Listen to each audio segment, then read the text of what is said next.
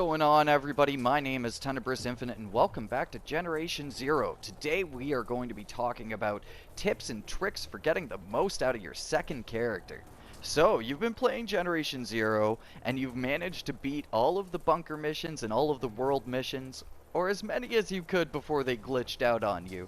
And now you're planning on starting up your second character to see if you can get a little bit more out of this game.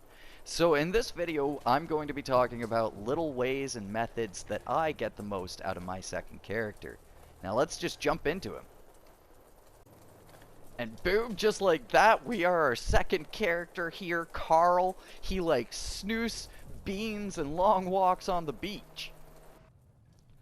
But enough about this guy, and let's get on to some of the tips and tricks that I've got for you guys for how to enjoy the second character playthrough the most. So, the first tip that I've got, and the first thing that I thought of doing when I started up my second character, is wrapping up all of the collectibles that you have left in the game. So I went around and I just had my gnomes left in the game, so I didn't get too much experience for my second character. But if you haven't collected a lot of the collectibles in the game yet, that would be an excellent opportunity for you to grind some easy experience for your second character. So I've gotten my locations for all of my collectibles from a channel called Reaction Zero. So I'm just going to give like a huge shout out to this guy because he's done videos on all of the collectible locations and a number of different trophies for Generation Zero. And there will be a link to his channel down in the comments below.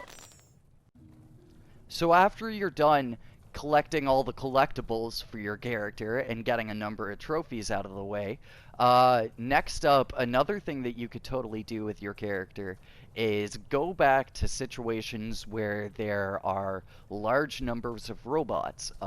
There's a bunch of places in the map that are great combat locations, and I will actually be going over those locations on my channel.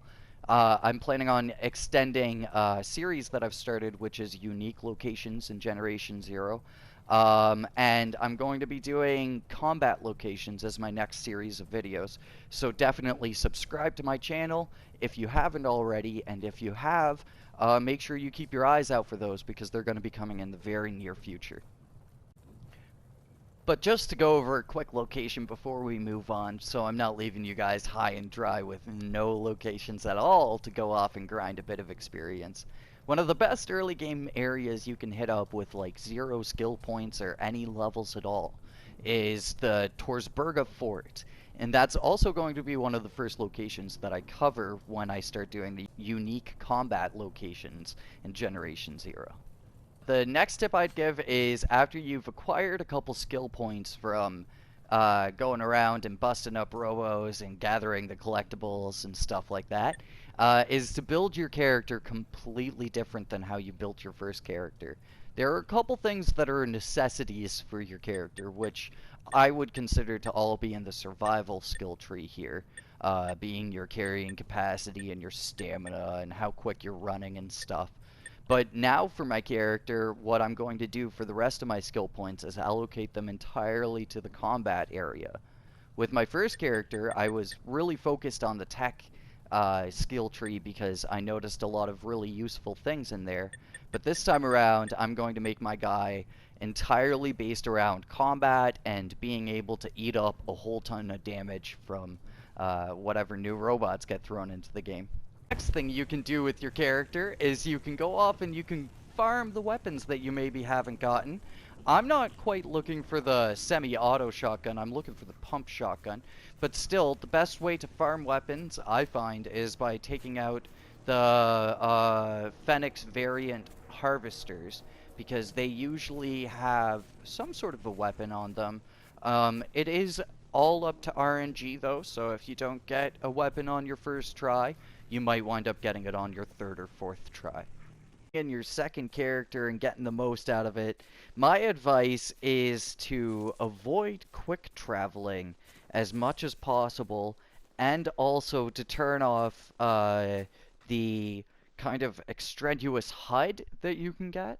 So the way you can do that is by going into your settings, going into your game settings, and then down here, your point of interest icons. So again, this is for like after you've beaten the game and you know where everything is and stuff. It makes it a little bit more immersive to turn off all of the point of interest icons up at the top and just kind of use it more as what it actually is, which is a compass. And yeah, and then just kind of traveling around on foot.